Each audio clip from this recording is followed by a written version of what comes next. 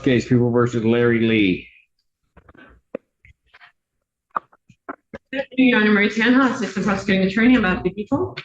And Mary Rubio, on behalf of Mr. Lee, I am standing in for the attorney of record, David Burgess, with Mr. Lee's consent, to my knowledge. Is that This case starts like a routine post-case hearing, but it spirals fast. What you're about to see is a defendant who didn't just talk himself into trouble. He may have talked himself into new criminal charges. Allegations of witness interference, secret recordings, accusations against his own attorney, and a judge who's clearly not buying what's being sold. Pay close attention here, because the legal line between protecting your rights and committing obstruction is razor thin. The moment a defendant starts contacting opposing parties directly, especially about testimony, the stakes change completely. The question is, was this a desperate attempt to fix a broken defense, or did Mr. Lee just blow up his own case in real time? And Mr. Arabo, who is representing the victim of the case, Mr. Quasny. Apparently, Mr. Lee called Mr. Arabo and offered to, in exchange of a pending case where Mr. Quasny is the defendant of an AMB against Mr. Lee. Mr. Lee contacted Mr. Arabo and offered to essentially not testify in that case if Mr. Quasny agreed not to testify in this case. There are statements that are essentially saying, in exchange for Mr. Quasny, victim in this case, not testifying, I will also not testify. That is highly concerning, of course. I was given this information yesterday. I asked Mr. Arabo to forward that call to myself, Mr. Burgess, and the officer in charge because we want it documented for potential additional charges.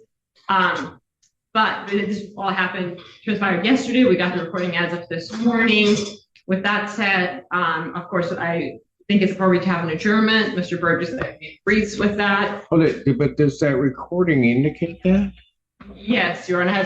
Have you done? I myself have not listened to the recording. I was just asked to stand in on behalf of Mr. Burgess. He's at a hearing in Lansing. However, I did speak to Mr. Lee about it today. Mr. Lee indicated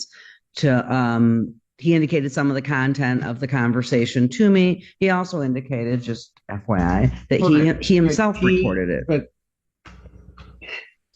just so that I have this right, the defendant, because of something else, is urging, enticing, or in some other way interfering with testimony of witnesses in this case.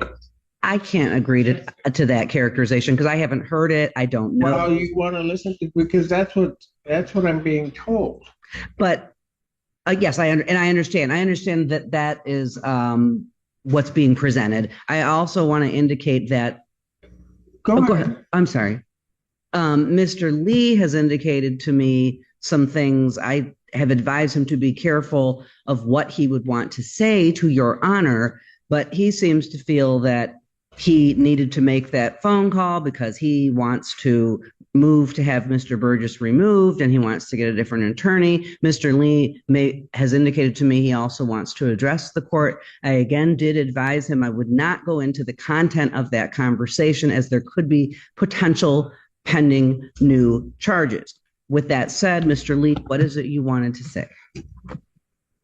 Yes, Judge, I indicated to, what's your name? Mary Rubio, Ms. Rubio. To Ms. Rubio that for a little bit over a month, I contacted my attorney, Mr. Burgess, and I instructed him to contact the lawyers from both sides, the prosecution and the other side that represented Mr. Quasny, and I instructed him to offer a plea or to negotiate some sort of settlement, and he indicated that he would do that.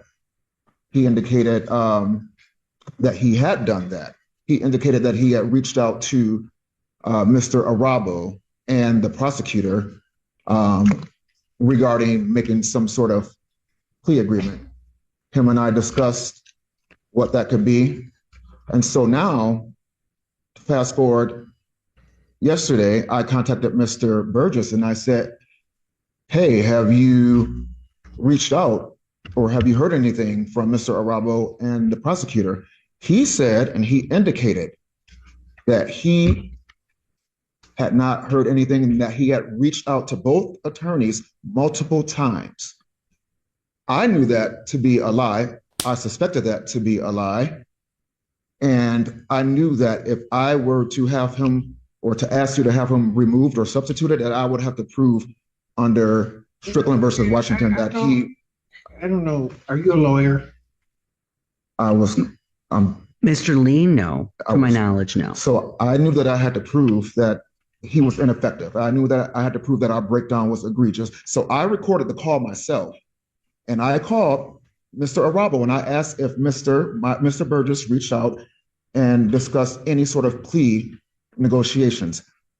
Mr. Arabo said, no, sir. He had not had any communications with my attorney. So I confirmed with Mr. Arabo that he had not received any communications about any kind of negotiations with any kind of plea agreements on my behalf. I'm so sorry to interrupt Mr. Lee before he makes more statements. And I did record the. That are false to this. I recorded the call. Criminalizing himself. I recorded the call. In his best interest, he might want to listen to this call before he makes any further statements. In the call that was sent to us, there is indication there's no discussion of a plea, not what was sent to me. That was recorded by Mr. Arabo. There's very clear that there will be no testimony in his case if Mr. Consley agrees not to testify in this case. So I have the text messages. Further false statements are made to the court, which is not necessarily a problem for me, but I want to make sure that Mr. Lee's rights are preserved. I have the text messages. He might want to listen. You don't know what? That's the third time you've done it. You're gone. Mr. Allen, take him. You better get Mr. Burgess down here because I want to hear those calls because if he's interfered with it, that's going to be a whole other issue. I will try to reach him, but I know he is in Lansing, so I'm not certain. Well, even if he appears, right? Has Mr. Burgess heard the calls? I don't know, Your Honor. They were sent this morning. I asked Mr. Arabo to send them right away yesterday, and we received them this morning. Mr. Arabo can also be available via Zoom if necessary.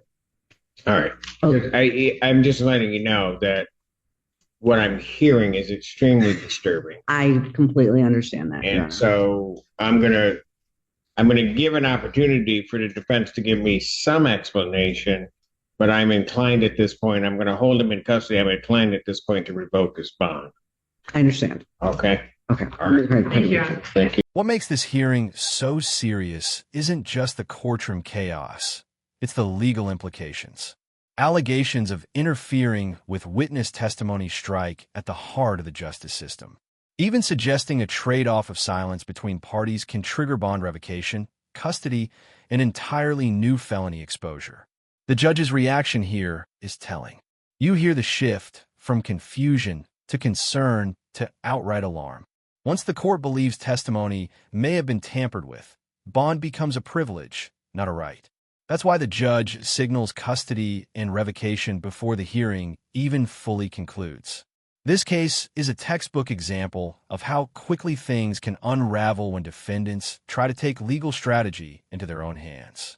If you found this case as shocking as we did, hit that like button, share your thoughts in the comments, and subscribe for more jaw-dropping courtroom breakdowns you won't see anywhere else.